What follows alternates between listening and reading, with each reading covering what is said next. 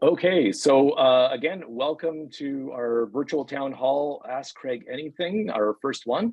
I'm going to turn this over to Craig. Craig is going to answer some frequently asked questions that we hear at the door and let you know what he thinks about that. So Craig, over to you. All right, thank you, Emil, and thank you for everyone who's joined tonight. We're about a week away from the election, so it's great to see so many people engaged and wanting to have a conversation and talk about issues that are important to us here in Ancaster. So really thrilled to be here and to go through some questions and provide some answers. So we'll get right into it. As Emil said, we have almost talked to or knocked on half the doors in Ancaster, which is about 7,500. Lots of great conversations. So what I've done is compiled the top 4 things that we hear about, and I'll go over those first. Hopefully that answers some of your questions, and then we'll move on to the format like Emil indicated. So the first one is, what can be done about dangerous driving on our streets? There's this combined problem of traffic volume and then dangerous driving. One may be driving the other. And one of the things we can do about dangerous driving is a complete streets report. I've mentioned this on social media in a video I did. It's been something that's been done in 3 other wards already. And it's an audit basically of traffic within the ward to look at the volume, safety features, and what can be done around dangerous intersections, what can be done to calm traffic, what we need to do to provide more avenues for active transportation like cycling and just pedestrians in general. And that's something that the councillor needs to request. So I would do that if elected, is request staff to do this report so that we can identify the hot spots that are dangerous within our neighborhoods. Most of us know what those are all already because I've heard about them, but we need something official to be able to develop a plan that is going to be meaningful and then methodically go through and prioritize and make sure we're dealing with the top priority issues. So that's it, and kind of a quick summary there on what we do about dangerous driving on our streets. The second is, why are our taxes so high and what can we do to get them in line with other municipalities? So many people have moved to Ancaster through the pandemic. It's actually amazing to see so many people who just moved here and have not been able to connect with the community as much or with their neighbors and are just starting to do that now. But it's one thing they always say is the taxes are really high in Ancaster. And there's 2 main reasons for that. And then I'll get into what we can do about it. First of all, Hamilton is already sprawled so that the ratio of the land we're on versus the people we live here is rather out of whack. So we have a lot of infrastructure we're maintaining and not enough people and businesses and industry to support it. So therefore, we have to pay for that infrastructure. And many of you probably know we have a $3.5 billion infrastructure deficit. So those kind of go hand in hand. Secondly, our mix of industrial and commercial property tax versus residential is out of whack as well. We don't have enough industrial and commercial. And those tax rates are generally higher and help put more money into general revenue. And without that being in balance, we don't have enough revenue. Therefore, there's a greater burden on the residential property tax, or residential property owners, which is all of us. So at a high level, those are 2 of the things that are driving it. And what we need to do is bring more industry and commercial into Hamilton in the right places and build more dense residential in largely the lower part of Hamilton along transit corridors. If we sprawl and expand the urban boundary like was proposed initially by staff, we're going to have to build more infrastructure and pay more for that. And all of us who already live here would be subsidizing those new residents. So if we're building within the current boundary with the current infrastructure we have, there'll be more tax revenue for the same area, and we will then moderate tax increases that we have, and generally our taxes will be less strenuous to handle. So again, a high level, that's why taxes are so high in Ancaster and Hamilton in general. The next one is about crime in Ancaster. And certainly it's in the Meadowlands. This is brought up a lot, but in other parts of Ancaster as well. Cars are broken into, cars are stolen. And I don't have a lot of data on this, on what's driving it. My suspicion is there are probably a mix of young kids who are doing it for opportunistically for finding stuff in the car. And there's probably organized crime that's stealing the cars. Many of us have probably heard news stories around this problem broadly in Canada, or at least in Ontario. But without getting into causes, what can we do about it? Well, I've heard people say they never see police officers in Ancaster, and that there's only two patrol cars allocated to Ancaster. I think there is a perception maybe that Ancaster is a safe place and there isn't crime here, which perception is reality, and clearly there is. So I've reached out to existing councillors to find out how would you go about this and how would you solve this? What can we do? And the police don't take direction from council. They exist at arm's length. What council can do is make them aware of it and build a relationship, which I would do. I've done that in my career at Maple Leaf Foods, is build relationships with many people and leverage those relationships to get attention to the matter. I don't know if it comes down to budgeting. There's a lot of talk about police budgets. We absolutely need to fund them to accomplish their mandate. How that specifically would relate to enforcement in Ancaster, don't know at this point, but it would need to be a conversation with police services to figure out what plans they have in place already, what are their constraints, what would they need to happen in order to be able to help deal with the crime in Ancaster. But without getting those facts, can't really give you a hard answer. And I tell people that at the door is, there's some work that needs to be done there, but it all starts with getting into the facts and then figuring out a plan. Okay, and the next one is around just traffic in general. So it kind of touches on the dangerous driving. So this comes down to the number of cars that we have on the road, of course.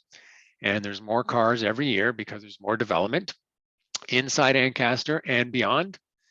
And there are only a couple of ways through Ancaster that are not a highway, and that's Wilson Street and then Garner Road. So bottom line is, if we want to improve traffic, we need to get cars off the road, and that can be by having people working and living in the same place so they don't need to drive as much, which is very difficult to do. We also need to work on public transportation, and I've spoken about this on social media. There are a lot of people who would use public transportation. Many others make the observation that buses are empty today, so people don't want to use them. And that just comes down to the level of service we have today. It can be 30 minutes or an hour between buses, and they don't run on Sundays. And it's really not all that accessible. I know personally, I'm 1.5 kilometers from a bus stop because it doesn't run through my neighborhood. And we're just built around cars. So we need to find a way to enable more public transportation. And that is going to be one way we can help with traffic. And it's also going to help with business as well, because the Chamber of Commerce has said Hamilton can't thrive in terms of business and attracting businesses and retaining businesses if we don't have good public transportation. And it's not good right now in Ancaster and all throughout Hamilton. And we will fall behind if we are not building proper rapid transportation. And that's the BLAST network, which you may have heard me mention. It is a vision that is already in place for 5 rapid transit lines, which would terminate in Ancaster. 2 of them would, one in the Meadowlands and one in the Ancaster Business Park, which is an important employment hub. So those aren't going to happen overnight. So we need something between now and then. And I can't give you a detailed plan on what that is at this point, but it needs to be a priority. That's step one. For anything to happen, we need to have a plan and the political will to make it happen. So although I can't present you a plan today, I can say it is a priority and it's something we need to really look at and figure out how we can improve this, because everyone talks about the traffic. People can't turn on Wilson Street, on the roads that are off Wilson Street. People can't turn left off there because it's so busy at certain times of day. And people talk about how long it takes to get somewhere where it used to take 10 or 15 minutes if they need to get the kids to activities.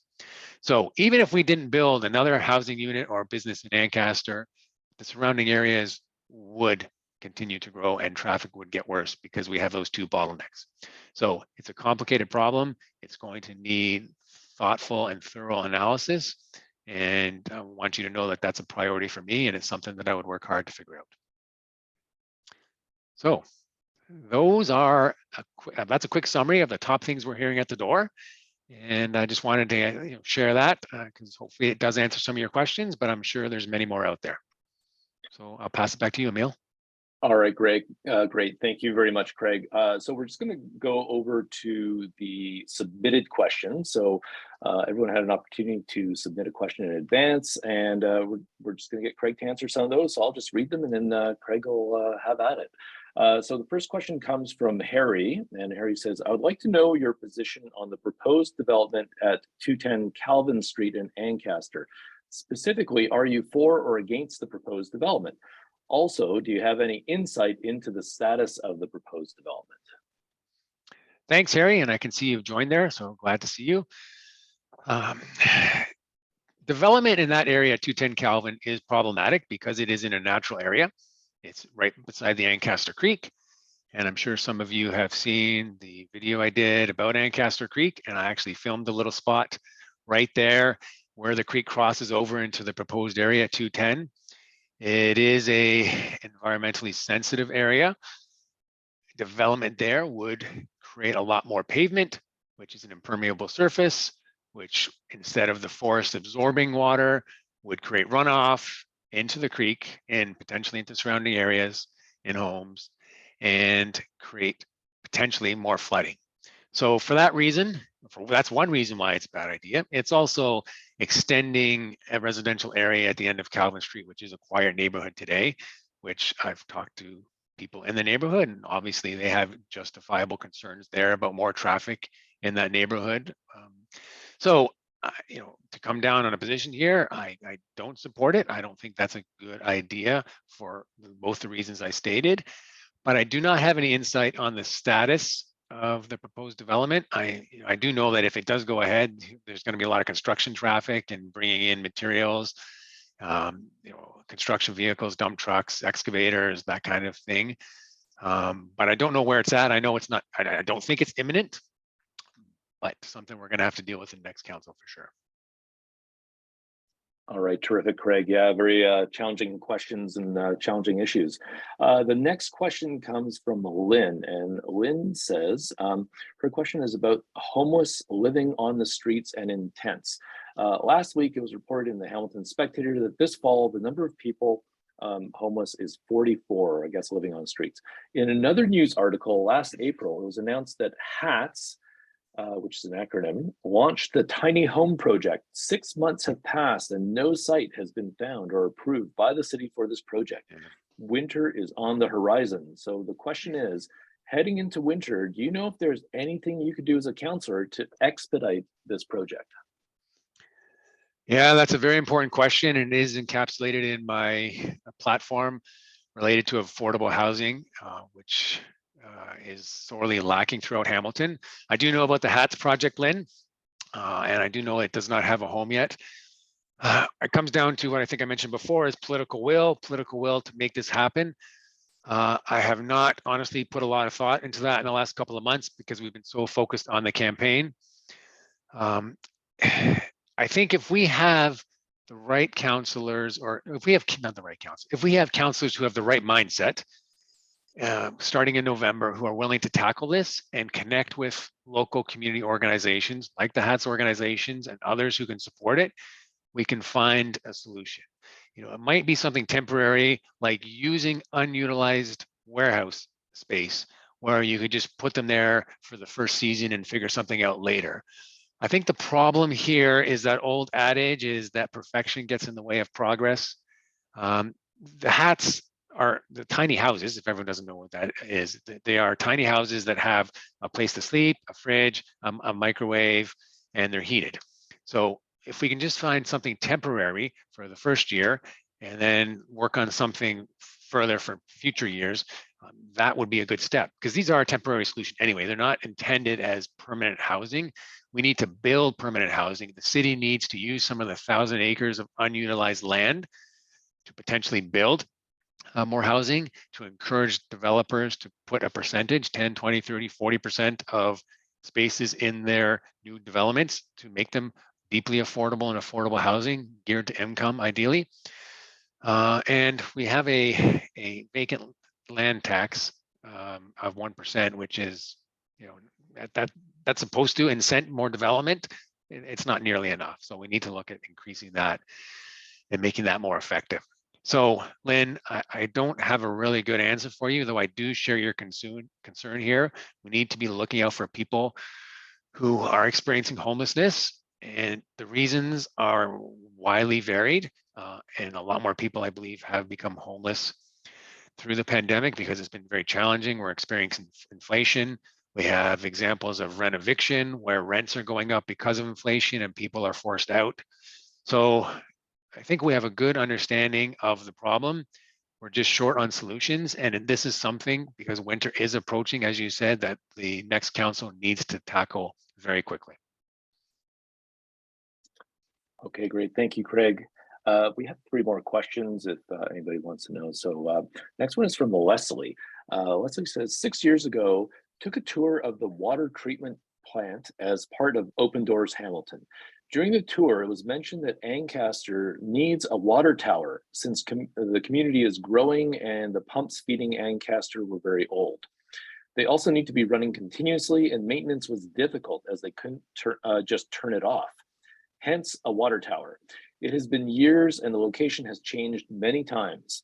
Lloyd Ferguson has indicated that he does not like how a water tower looks and would rather have a reservoir built. However, that option is multiple times more expensive. If Lloyd had just gone with the recommendation, it would have already been done and at a lower cost due to inflation. What is your stand on water towers and will you commit to getting it built? Great question. I remember this story from years past because it has been out there for many years. And if I recall correctly, the proposed location was somewhere in the Garner Road and Fiddler's Green area, but the airport, because of the airport, it couldn't be placed there because of a hazard for planes, is what I recall. So then it was proposed behind the Morgan Firestone Arena. And then that's the location that has generated concern because of being looking out of place. And I think there's been some pushback in the community. I think, well, I agree, we need to make sure we have water pressure because I've heard that too. People don't have appropriate water pressure. It can lead to water quality problems and that affects quality of life. So it's incumbent on City Council to make sure we have the infrastructure in place that people need, and water is a basic need. So we need to find a solution here. I'll take your word for it that the alternate solution of what was it? It was a reservoir would be multiple times more expensive. So assuming that's correct, that doesn't sound like a responsible decision given the conversation I've been having around taxes and what I was mentioning earlier. We need to make sure things are cost effective. As to the impact on the aesthetics of the neighborhood, yeah, residents need to have input here, but at one point we need to make a decision and make sure we have that infrastructure. So would I commit to getting it built? Well, I'm certainly committed to pushing this issue and making sure we get a resolution. What the cost would be now, where that falls on the priorities of capital spending, don't know. So, before making a specific commitment on a timeline to getting it built, we need to review the facts, where the case is right now, and talking to staff. But yes, this is an important issue. It's basic infrastructure, so we need to do something about it. And it sounds like it's been pushed off for far too long. All right, great. And we actually have another water-related question coming up. So last 2 questions are both from Joanne, 2 different Joannes. So just the first is Joanne T. Ask, I would like to ask you to please take a moment to read my emails to Arlene Vanderbeek, who's in Ward 13, regarding bullying around land use and the fraudulent privatization of the Ancaster well. What will you do to protect the 2 artisan wells in Ancaster, Minnow Springs and the Ancaster well? What will you do to stop bullying at City Hall? Okay. Yeah, and Joanne, we did see your email earlier. I've been out knocking on doors most of the day, so I've not been able to read that thoroughly as much as it deserves. I'll do my best to answer this. I'll start with the bullying part here, because yes, many of us follow municipal politics. We can see the meetings online. We hear the stories about the culture there. And really, that's one of the big reasons why I'm running is it's quite disheartening to see the culture and the bullying and just the low morale. I think it has an impact on the staff. we need to change the culture. I come from a culture of respect, openness, accountability, and that's what I want to bring to City Hall, and hopefully others who get elected want to do the same thing, because we need to change the culture. Everything starts with culture. If you don't have a good culture, you're not going to have an effective organization, and Hamiltonians need City Hall to be effective. I think many of us are very tired and fed up with the lack of things getting done, the bad decisions that are being made. So when it comes to bullying, Joanne, it's acting as a leader and as an example. I would not tolerate people bullying others. I will always respect individuals. We will disagree. I guarantee I will disagree with other counselors. I'll probably disagree with staff on facts, and I'll probably have disagreements on different points of view on people within the community, but that's okay, right? That's okay. We all have different lived experiences and different perspectives. I work to find common ground, to understand what we share, and then talk about differences. So there's no room for bullying in that. It's listening and talking calmly and rationally. So that's the second part of your question. On the first part of your question, to protect the artesian wells, I guess that defines or depends on what the definition of protect is. I know at least the one on Minnow Springs Road, I'm familiar with. I think it's probably 4 years ago now. It was fenced, and there's an access card. You need to buy a one-time $10 fee. So it's accessible if you take those steps to buy the card. And it's around the arsenic levels. And I'm not an expert on this, so I'm not going to get into the specifics. I think that's a bigger conversation. I have not been following that specific story, and if there's more recent issues around the access to that. So I would say that's something we need to have a follow-up conversation on, because I just don't have the facts to be able to give a good answer on what next steps need to be there, if any. Okay, great. Thank you, Craig. And I just realized I was thinking of like artisanal food and not artesian wells. Okay, so our last question comes from Joanne TM, and it is about transit. So we know good transit service is good for climate change and helps people out of poverty. We know that the way Ancaster and Hamilton were developed, that many lower wage earning jobs are in places like the Meadowlands and Ancaster Business Park. If you're going to try to solve that and assist those businesses by making it easier for people to get there through area rating, how will you take the pain out of inevitable tax increases that will come? Very important question, absolutely. Everything here is related: transportation, population, development, taxes. And that's the challenge in managing municipal affairs here. Everything is very interrelated. You pull one string, it affects something else here. So yeah, this is a good question. Area rating, of course, is an issue in this election. Ancaster does not pay as much for transportation as other parts of Hamilton because we don't get the same level of service. And we do need better transit. So Joanna, I agree with you. I had mentioned that earlier. So it's not just about area rating or not area rating. It's about having a comprehensive plan for all of Hamilton. For example, if we were going to try to solve transportation in Ancaster on its own under an area rating service, Ancaster taxpayers would pay for all of that. It would actually be much more expensive because we're going to have to shoulder the entire cost. If that cost is shared through all of Hamilton, improvements to Ancaster and everywhere else are paid for by the entire city. So that's one thing to understand. Secondly, if we decide as a community that we want to invest into to transportation costs and have a better transportation network, there are positives to come from that. So it's not just all about a cost of we're going to have to pay more taxes. Having a better transportation network will actually generate more tax revenue. So there's a potential for an offset. So if we have better transportation, like I mentioned before about the Chamber of Commerce, we attract more businesses. More businesses will expand, more people will come to live here because there's opportunities in high-tech jobs or green jobs or growing industries. And we can build more infrastructure, more housing that will generate more tax revenue within the urban boundary. So it's not a very simple, do we pay more taxes or not? It's what is the impact? If we pull this lever over here for transportation and there's a cost, what does it do to revenue? And we have to figure out, and I'm not going to give you what that means right now and what the impact would be, because I don't know. This is where the detailed analysis comes in on if we invest more in transportation, what's the payoff? And my philosophy is if we're going to spend money, there needs to be a payoff, right? We don't want to spend money and not get a benefit. And that's what I've heard at so many doors, people talking about, I want to get benefit for my tax dollars. I want to see it.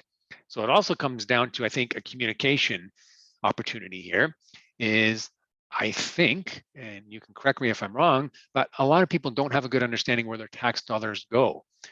Tax dollars today, and then tax dollars in the future. So if I'm the counselor and we're going to tackle a plan on investing in transit, I will commit that I will do everything in my power to communicate. Here's what we're looking at. Here are the options. Here's the benefit. Here's the cost. And this is why we should or should not do it. So I'll commit to transparency, to presenting information in a simple, easily understandable way so that all of us can digest what's in front of us and hopefully make a decision.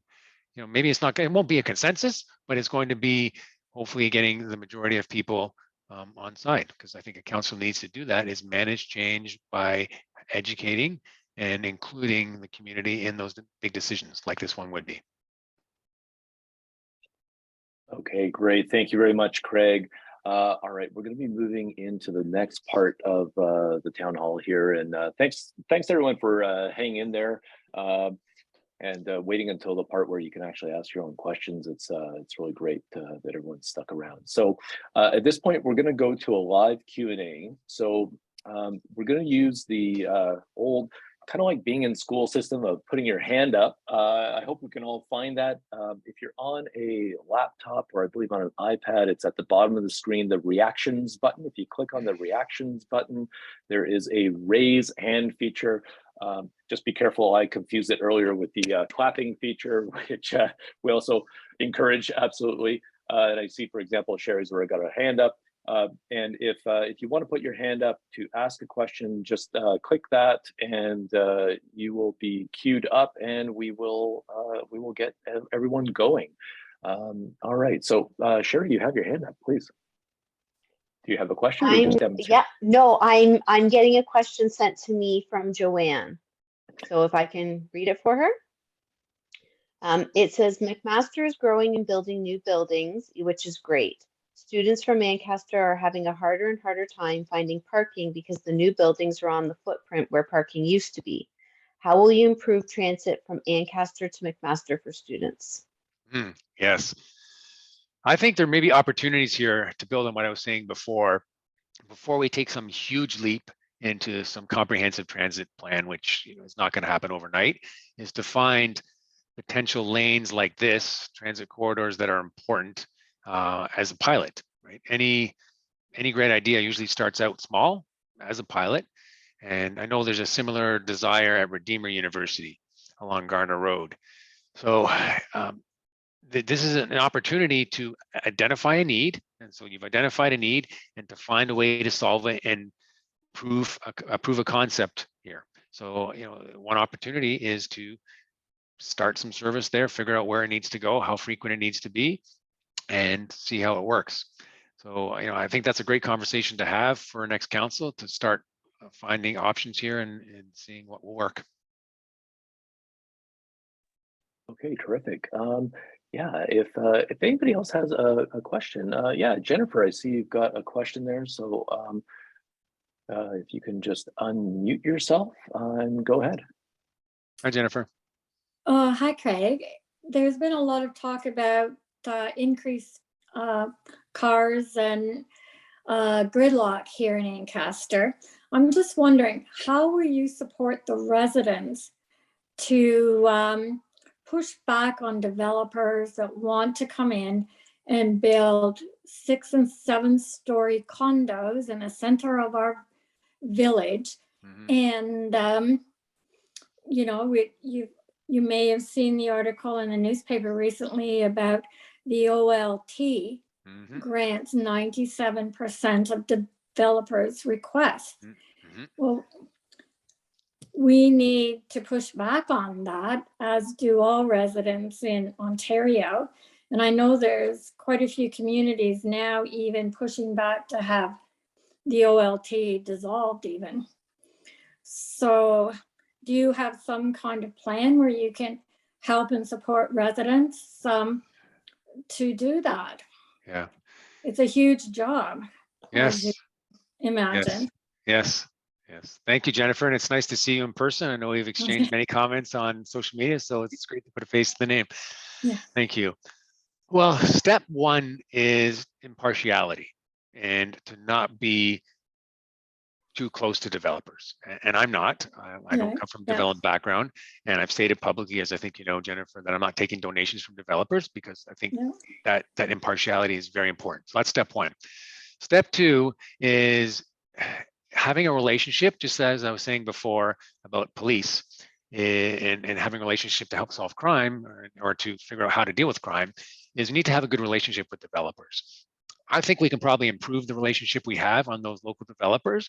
Through my career so far in business, I've had to develop relationships with many, many difficult people with different perspectives and still get things done and find common ground and mutual solutions.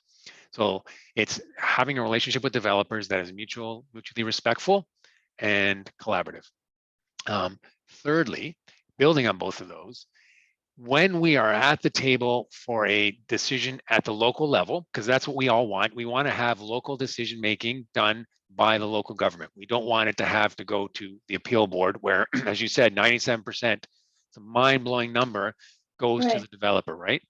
Mhm. So until such time is that OLT, it no longer exists in the format that it is, and that might take another almost 4 years for the next provincial government, potentially. I don't know if anything can be done before then. But until that happens, we need to have negotiation at the local level to keep things as close as possible to what we need them as a community. And in the village core, that's the Ancaster Wilson Street secondary plan, which I support. And I know that the community living there supports it. We need to make sure that if we can't get developers to stick to that, which is probably unrealistic because they know they have the leverage, Right. but to keep it That's as that's the issue. So, personally, I cannot do anything about that. The council really won't be able to do anything about that I can foresee. The mayor wouldn't be able to do anything. So we need to find what leverage we have, and it's just with relationships and to brainstorming solutions and finding things that can work for them and for us in the community. So I know that's not a very specific answer. I think, and we need to get into the specific issues and the situations. And that's where my experience in negotiating would be very valuable because I've just done that for a career. And that's what I'm actually really looking forward to because I hope that we can have some positive impact. Yeah, I think it's difficult with the system and the way it's set up to try to negotiate that. So how much you can negotiate is, so far, it's not working out so great. Like the way it's set up, these developers don't even want resident feedback, if you like. They just take it to the OLT, so that it's not a democratic process by anybody's stretch of the imagination, the way it's set up. So I just don't want to see Ancaster hijacked by developers. And, if we're going to keep this boundary intact, to have them come in and be building on every single green space, tall condos, is not going to be very environmentally friendly for those people living in the community. So yeah, you're right. You're right, Jennifer. And I feel for you because I feel the same way. yeah, We need more green space, not less green space. We Right. need to have communities that we love living in. And I know many people, I've talked to many people who've lived here longer than I have, and I've been here 20 years, 30, 40, 50, 60, their whole lives have lived here. And change has happened, and they don't like the change that has happened. And, I hear that. We do know that change will happen. We just need it to be ideally in ways that are going to help the community. We have now the Ancaster Memorial Arts Center, which is a great anchor in Yeah, the it's town, awesome. right? Yeah. It's fabulous. I've been there a couple times. I'm going there in 2 weeks after the election to see Sinfonia Ancaster. So that kind of development, and then bringing in more around it. If we have more, people come to make a day of it to see a show, and they can walk around like people do in Dundas, right? I've heard so many Yeah. times people go and walk in Dundas. Yes, there's a different setup. The geography is different. We have a through road, Wilson Street, that comes through Ancaster, so it's never going to be exactly like Dundas. That's the fact. But finding ways to make it more enjoyable, more walkable, to bring in small businesses in ways that respect the Ancaster Wilson Street secondary plan. That's my vision, right? I want a place where people love it and spend time downtown and are happy where they live. Yeah. So yeah, right. It's difficult because developers have leverage here. And I wish I had a great answer to say this is exactly how we're going to do it. But I think you recognize they're a tough bunch, and we need to find what leverage points we have through relationships to make sure they're not doing just whatever they want, that they are considering our needs as a community and how they're going to prove it. And I believe that there are developers that do care about that. There's going to, just like in people in any walk of life, you're going to have individuals that only care about themselves, and you're going to have people that really want to make a difference, and everything in between. I don't know all the developers that are in play right now. I hope to be able to understand what's driving them, and to be able to find where we have common ground, and to share ideas on what they could do to make the community better, to make sure they're listening to people who live here. That's what I get excited about. I don't know if you can see I'm getting a little passionate here, but that's what I want to help do. And I know it's going to be tough. You said it's going to be really hard, and it is. It is. Have you seen the drawings of the proposals of the 2 condos in downtown Ancaster? Yeah, I've had a look at them. Yes, I know. And it's not that that people are totally opposed to development, but Yes, like exactly. you have said, it's on some of your pamphlets, it's development within reason. Responsible and sustainable, and Yeah, adding to the right community. on. Yes, right. Yeah. So yes, we're on the same page there, and it's just a matter of finding that pathway to some kind of common ground with developers. So yeah, It's going to be difficult. I'm sorry, Yeah. I'm going to just jump in Okay. here just to give some other people a little chance. Sure. Thank you very much, Jennifer, Okay, for that great thank you. interaction. Thanks, Jennifer. So just another person has their hand up right now. So EC, I see you've got your hand up. Go ahead and unmute yourself and talk to Craig. Thanks, Emil. Thanks, Craig, for creating this session and for giving people an opportunity to learn a little bit more about your platform and give people a chance to ask questions. I really appreciate that. You're welcome. In the context of the current council, I'd be really interested to hear your position on the need for transparency and accountability. Yeah, there's not enough of it. I mean, we have 2 great examples right now with the Red Hill Valley Expressway, and the Chouteau Creek spill, where things were hidden. And in the case of Red Hill Valley, it's costing $26 million. And in the Chouteau Creek spill, it's cost environmental damage, and we're going to have to pay for cleanup, and it's taking recreational space away from people because they can't go there. So if a similar situation were to happen in the future, where there was some significant situation where public needed to know about something, my natural instinct is always to share, right? We need to be transparent. And yes, you can say, well, there might be legal implications. The council is responsible for the corporation of the city of Hamilton as well as the constituents. Yes, that is absolutely true. However, just because we may not be able to give all details on some specific issue, and I don't know what that might be, we can still be transparent about the process. So for example, if the Chouteau Creek spill happened again, or we go back in time, it was hidden for a period of time. We could have said, this is what has happened. We know it happened, and we're looking to figure out what we're going to do about it. We don't know all the implications yet, but this is what we do know, and this is the timeline where we're going to be able to share more. That's an example of transparency of process. It may not be full transparency of all the information, because there could be reasons that we can't share it. I don't know what those might be.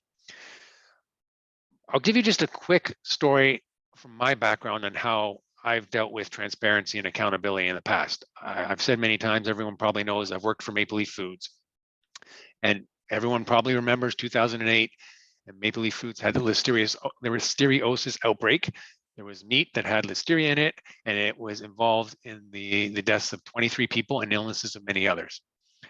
And if you recall, Michael McCain, our CEO, who I look up to and I've learned a lot from working with him over the many years, he stood up in front of national news and said, the buck stops here. Maple Leaf is responsible. We are taking accountability, and he was very transparent. He wasn't dodging the issue. He wasn't saying, lawyers told me I can't say anything. He actually said, the lawyers told me not to get up here and talk, but he did. And over the intervening years, Maple Leaf has raised the level of food safety in the entire industry, because we set the standard and everyone else had to follow in order to compete. So, that was not my personal decision. That was Michael McCain, but that's the kind of leadership that I look up to, and the kind of leadership that I will bring to City Hall. So hopefully we don't have any big examples where there's going to be scandals like this in the future. But if we did have something, I would commit to being as transparent as possible and taking accountability, and always erring on the side of making sure the public knows, especially if there's public safety that is at risk. So hopefully that gives you an idea of where I'm coming from. All right, great. Thank you for asking that question, Eric. Very important one. There is a question in the chat here. I'm just going to read. It's from Ron, and Ron's asking, says, I'm a supporter of roundabouts. We need to be consistent with pedestrian walkways at roundabouts. Some have them, some don't. As drivers, we also need to be able to see pedestrians from all points on the roundabout. We can't on some. Can you address this once you're elected? Yes, actually, if off the top, if I had a fifth point that we hear very often, certainly in the Meadowlands, it's about roundabouts and lack of visibility. I think I counted, there's 19 roundabouts in Ancaster. I'm sure someone can go and double check that. And 13 or 14 of them are in the Meadowlands. And yes, they're set up, for those of you who don't drive in the Meadowlands often, I mean, you can picture what a roundabout is, but in the center island, there is a low planting of evergreens and then a larger tree. The issue is these evergreens and bushes that block the view of, I don't know, probably more than 180 degrees around the roundabout. So if you're a car coming, you can be going around the right. You can't see if there's a person or a child or anybody crossing. And it's dangerous because A, some people don't slow down at roundabouts, and B, children may not be paying attention because they see there's a crosswalk there, and they don't look. How many times I've seen people crossing a road or a roundabout where they're not paying attention, they just assume cars are going to stop. And the question I've been asked many times is, why are those roundabouts built like that with basically a screen? And are we going to have to wait for someone to be killed before we do anything about it? So I don't understand why they would build the roundabouts that way. If I put myself in the shoes of the people, whoever they are, who designed it, they're probably saying, well, if we limit visibility, people will slow down accordingly because they can't see what's around the bend, so they'll have to be cautious. I think we can easily disprove that is, we can disprove that is effectively what's happening, because we see the contrary all the time. So yes, this is on my list of topics to deal with. I really want to sit down with the people who make those decisions and find a way that we can make these roundabouts safer, because we cannot wait until someone gets seriously injured or killed. All right, thank you very much, Craig, and thanks for the question, Ron. Yeah, very important one, especially in Meadowlands. So I don't know if anybody else has a question. Craig is here for you. He is ready to answer them. If you want to put your hand up or turn your camera on and wave at us if you can't find that raise hand feature. we will just give it a minute here if anybody would like to jump in and ask. Anybody want to know if I think the Leafs are going to win the cup this year? They're not, don't worry. But I see that Naaman is waving his hand. Oh, okay. Hi, Naaman. Oh, there you go. Sorry. Go ahead, Damon. Still muted. There we go. Okay. Permission granted. Thank you. Hi there. Craig, and thank you, Emil. So I'm a relatively new Ancaster resident. Been here about 4 years, so 2 years plus the last 2 years. Right. Which has really affected my ability to set down, to set roots and actually live and enjoy, to see what it is that Ancaster has to offer and what it is that people enjoy about Ancaster. This has really been a challenging few years of transition. One of the, I have to apologize because I ended up arriving late, so I missed your about the first 15 minutes, and you may have covered this. My apologies if I go over something here. A key issue in my time here so far has been around transportation, and a very large part of that is the problem of getting away from here, multiplied by the problem getting back here. So, for example, if I need to take the train to go into Toronto, from my home, it is about a 15-minute drive or so when there's no traffic to Aldershot Station or so. During rush hour, it takes 3 buses and an hour and a half to get to Aldershot, and then it's an hour-long ride into Toronto. Toronto's not the center of the universe, but that is an example of the challenge that we're facing in just functioning within Ancaster, where everything's very car-centered. I did hear the discussion about the condo building, that type of thing in Wilson. Do we have any leverage with developers or the rest of the council to be able to say things like build, but reduce the number of parking spaces per unit in the building? There are a lot of people who would want to be able to move into a location. Nowadays, more people don't have cars and are willing to use car alternatives. So the number of parking spots that is minimum by code can be reduced. Do we have strategies like that we can use? And incidentally, the other side of this is saying, well, why is it people want to leave Ancaster? Because they want to do something somewhere else. Yep. If those things were here, if people lived here, then it would reduce the need for people to go away to do those things. Yes, very well said, Naaman. And this is the problem we need to solve, because Ancaster has been set up largely as a bedroom community. We do have the Ancaster Business Park, not enough employment there for everyone in Ancaster, of course. And we did touch on this because we do need more comprehensive transportation all across Hamilton. And I was speaking about the BLAST network, which is 5 rapid transit lines, 2 of which would terminate. Yes. And so you have, the vision is those rapid transit lines, and I know that's not an immediate solution, but we would also need other smaller lines of transportation to connect to them.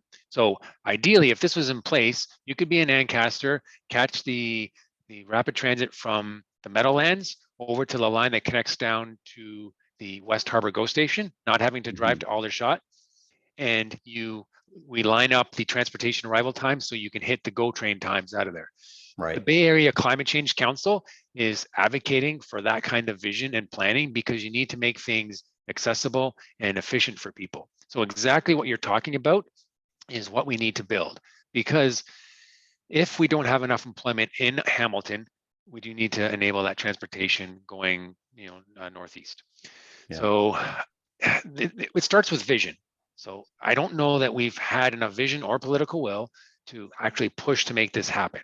I mean, the status of the BLAST network is the LRT is happening. That's the B line. The A line from West Harbour GO to the airport is what's happening next, very, very initial stages. Those are the 2 highest demand lines, I would say. And then once we get those in, then the ones that come across east to west into Ancaster can then start to be developed. So we are still a ways away, but we did, I don't know if you heard earlier about an example of starting sooner with transportation. The example of McMaster students was brought up. I think you were probably here from that, right? Right. So looking for opportunities like that as pilot projects, or just where there's demand already, to find ways to service that. It doesn't need to be the big articulated buses that people often comment is empty, but some Yes. kind of other kind of service. But to come back to your example of not having to build parking spaces, developers actually don't want to build parking spaces because they're very expensive. And less people, young people, are getting driver's license or want to drive. We do have car share services, so you don't have to have as many cars to park. You use it on demand, and other cities are looking at, instead of providing parking spaces, providing transit passes. So that's Right. still a little early for us because we don't have that comprehensive transit. Yeah. But again, it's just that kind of thinking of, we know the way we're doing it today doesn't work. We can't just keep building and have one car for every person. Yeah, Or more, in fact. or exactly. I was just going to say that, or more. Immensely frustrating. Right. So we need to start shifting how we plan and how we live. And it doesn't mean that no one can drive. People, of course, are going to drive. Cars are going to be around for all of our lifetimes at least and beyond, right? It's just providing alternatives and relieving some of these stress points in our society, and we have to think differently. Yeah, I for one would appreciate being able to take a lead that urban planners can look at in the rest of the world and say, look at them. So in my network of folks, I am personally aware of a number of urban planners who have been around the world to source information and ideas from other places. And we are in an interesting situation where we're primarily suburban. Everything, as you very correctly said, is designed around the idea that everyone has at least one car, disposable, available at all times.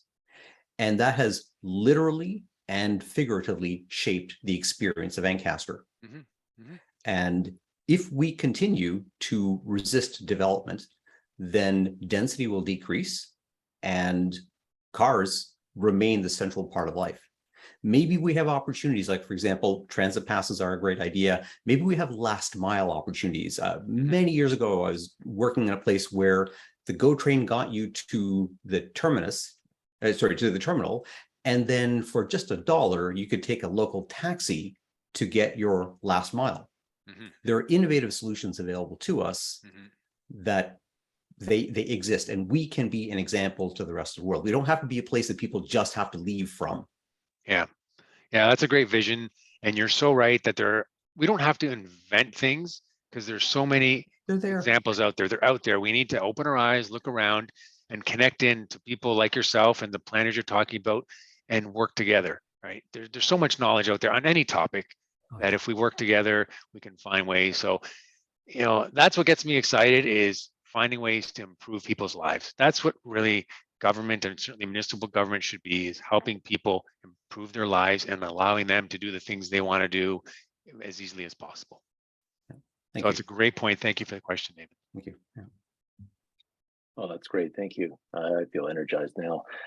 We have a question from Harry in the chat. So the question is, what can we do as a community to take on the developers outside of trying to negotiate with them?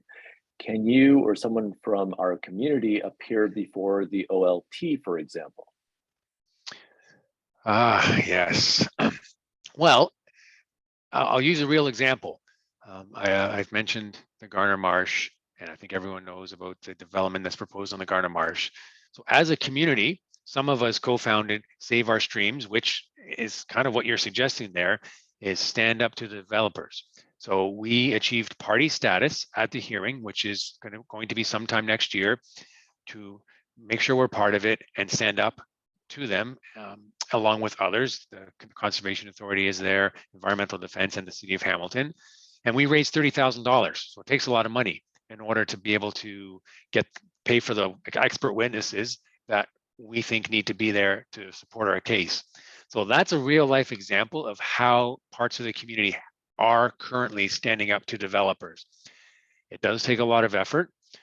And there are so many different permits and building plans that, that are impacting our community.